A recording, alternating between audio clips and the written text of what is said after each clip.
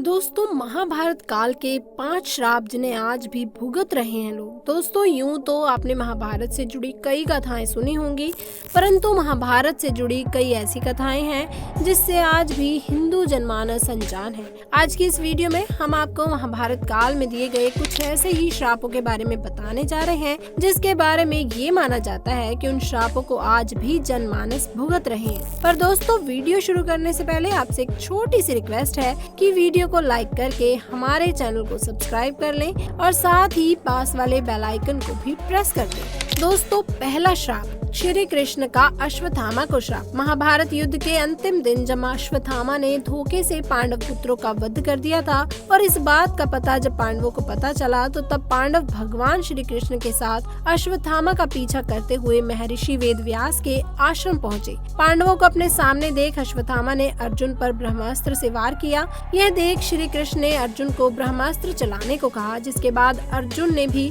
अश्वत्थामा पर ब्रह्मास्त्र छोड़ दिया, परंतु महर्षि व्यास ने बीच बचाव करते हुए दोनों अस्त्रों को टकराने से रोक लिया और अश्वत्थामा व अर्जुन से कहा, क्या तुम लोग ये नहीं जानते कि ब्रह्मास्त्र के आपस में टकराने से समस्त सृष्टि का नाश हो जाएगा, इसलिए तुम दोनों अपने अपने ब्रह्मास्त्र वापस ले लो। तब अर्जुन ने अपना ब्रह्मास्त्र वापस ले लिया। अश्वत्थामा ने महर्षि से कहा, महर्षि, मेरे पिता ने इसे वापस लेने की विद्या तो मुझे सिखाई ही नहीं, इसलिए मैं इसे वापस नहीं ले सकता।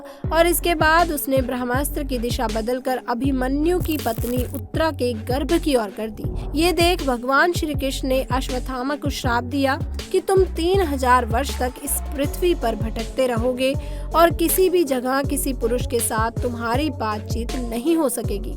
तुम्हारे शरीर से पीप और लहू की गंध निकलेगी, इसलिए तुम मनुष्य के बीच नहीं रह सकोगे, दुर्गम वन में ही पड़े रहोगे। और इसी कारण आज भी यह माना जाता है कि अश्वत्थामा अभी भी जीवित है। अश्वत्थामा के सिर पर जन्म से ही एक मणि थी। द्रौपदी ने अर्जुन से कहा कि इसको मारने से मेरे पुत्र वापस नहीं आ सकते और इसकी माँ भी मेरी तरह अपने पुत्र के मरने के बाद विलाप करेगी, इसीलिए इसे जीवित छोड़ दो। तब द्रौपदी के कहने पर अर्जुन ने गुरु पुत्र अश्वत्थामा को प्राण दान दिया, लेकिन सजा के तौर पर मणि छीन ली और उसके बाल काट लिए। उन दिनों बाल काट लेने का मतलब मृत्यु दंड माना जाता था।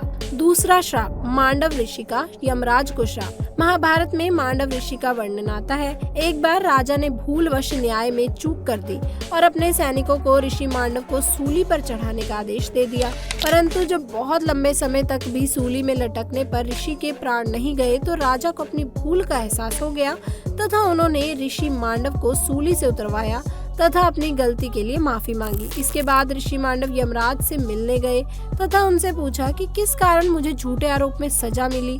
तब यमराज ऋषि से बोले, जब आप 12 वर्ष के थे तो आपने एक छोटे से कीड़े की पूंछ में सीख छुपाई थी, जिसके कारण आपको यह सजा भुगतनी पड़ी। यह सुन ऋषि को क्रोध आ गया और उन्होंने यमराज से कहा कि किसी को भी 12 वर्ष की उम्र में इस बात का ज्ञान नहीं रहता कि धर्म और अधर्म क्या है, क्योंकि तुमने एक छोटे अपराध के लिए मुझे बहुत बड़ा दंड दिया है।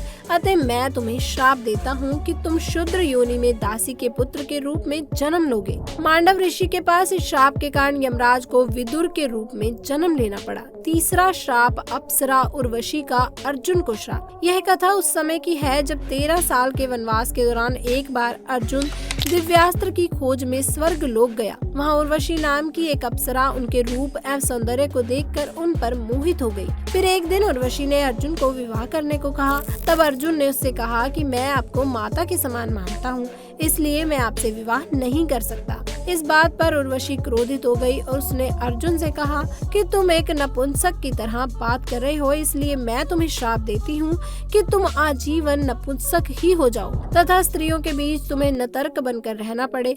ये बात सुनकर अर्जुन विचलित हो गए और फिर वह देवराज इंद्र के पास गए। उन्होंने सारी बात बताई। उसके बाद देवराज इंद्र के कहने पर उर्वशी ने अपने शाप की अवधि 1 साल के लिए सीमित कर दी। तब इंद्र ने अर्जुन को सांत्वना देते हुए कहा कि तुम्हें घबराने की जरूरत नहीं है। यह श्राप तुम्हारे वनवास के समय वरदान के रूप में काम करेगा और अज्ञातवास के समय तुम मृतिका के वेश में कौरवों की नजरों से बचे रहोगे। चौथा श्राप, युधिष्ठिर द्वारा स्त्री जाति को दिया गया श्राप। महाभारत में दिए गए श्रापों में युधिष्ठिर का स्त्री जाति को दिया गया श्राप सर्वविदित है। महाभारत में वर्णित कथा के अनुसार जब कुरुक्षेत्र में युद्ध के दौरान अर्जुन ने महारथी कर्ण का वध कर दिया था, तब पांडवों की माता कुंती उसके शव के पास बैठकर विलाप करने लगी। ये देखकर पांडवों को बड़ा ही आश्चर्य हुआ कि आखिर ऐसी क्या बात है जो हमारी माता हमारे शत्रु के शव पर अपने आंसू बहा रही है। तब ज्येष्ठ पांडव युधिष्ठिर अपनी माता कुंती के पास गए और उन्होंने देवी कुंती से पूछा, माता क्या बात है जो आप हमारे सबसे बड़े शत्रु कर्ण के शव पर विलाप कर रही हैं? तब देव कुंती ने बताया कि जिसे तुम अपना सबसे बड़ा शत्रु समझते रहे, वास्तव में वो तुम सभी का बड़ा भाई है। कर्ण राधे नहीं बल्कि कौन्त्य है। अपनी माता के मुख से ऐसी बातें सुनकर पांचों पांडव दुखी हो गए। फिर कुछ क्षण रुककर युधिष्ठिर ने अपनी माता कुंती से बोला, माते ये बात अगर आप हमें पहले बता देती कि अंगराज कर्ण हमारे बड़े भाई थे, तब आपने हम लोगों से ये बात बताई क्यों नहीं? इतने दिनों तक ये बात आपने हमसे क्यों छुपा कर रखी? आपके एक मौन ने हम सभी को अपने ही भाई का हत्यारा बना दिया। इसलिए मैं आज इस धर्म क्षेत्र कुरुक्षेत्र में सभी दिशाओं, आकाश और धरती को साक्षी कर सभी स्त्री जाति को ये श्राप देता हूँ कि आज के बाद कोई भी स्त्री अपने अंदर कोई भी रहस्य नहीं छुपा पाएगी। पांचवा श्राप, श्रृंगी ऋषि का परीक्षित को श्राप। कथा के अनुसार 36 साल पहले हस्तिनापुर पर राज करने के पश्चात जब पांचों पांडव द्रौपदी सहित स्वर्ग लोक की तरफ प्रस्थान करने लगे तो उन्होंने अपना सारा राज्य अभिमन्यु के पुत्र परीक्षित के हाथों सौंप दिया। ऐसा माना जाता है कि राजा परीक्षित के शासनकाल में भी हस्तिनापुर की सारी प्रजा युधिष्ठिर के शासनकाल की तरह ही सुखी थी, परंतु कहते हैं ना कि होनी को कौन टाल सकता है। एक दिन राजा परीक्षित रोज की तरह वन में अखेट खेलने के लिए गए, तभी उन्हें वहां श्रमिक नाम के ऋषि दिखाई दिए। वे अपनी तपस्या में लीन थे तथा उन्होंने मौन व्रत धारण कर रखा था, परंतु ये बात राजा परीक्षित को मालूम नहीं थी। इसलिए राजा परीक्षित ने कई बार ऋषि श्रमिक को आवाज लगाई, लेकिन उन्होंने अपना मौन धारण कर रखा था। ये देखकर राजा परीक्षित को क्रोध आ गया और उन्होंने क्रोध में आकर ऋषि के गले में एक मरा हुआ सांप डाल दिया। उधर जब ये बात श्री श्रमिक के पुत्र श्रृंगी को पता चली तो उन्होंने राजा परीक्षित को श्राप दिया कि आज से 7 दिन बाद राजा परीक्षित की मृत्यु तक्षक नाग के डसने से हो जाएगी। और अंत में ऋषि श्रृंगी के श्राप के कारण राजा परीक्षित की मृत्यु तक्षक नाग के डसने के कारण ही हुई। और ऐसा माना जाता है कि उसी के बाद कलयुग की शुरुआत हुई, क्योंकि राजा परीक्षित के जीवित रहते कलयुग में इतना साहस नहीं था कि वे इंसानों पर हावी हो सके। और आज हम सभी इस कलयुग को उसी श्राप के कारण भोग रहे हैं। तो दोस्तों, हम उम्मीद करते हैं कि आपको ये वीडियो पसंद आई होगी। आपको ये वीडियो कैसी लगी नीचे कमेंट सेक्शन में जरूर बताएं। साथ ही अपने दोस्तों के साथ शेयर कर दें। और अगर आपने अभी तक हमारे चैनल को सब्सक्राइब नहीं किया है तो जल्दी से जाके चैनल को सब्सक्राइब कर लें। मिलते हैं अगली वीडियो में, तब तक के लिए आपका धन्यवाद।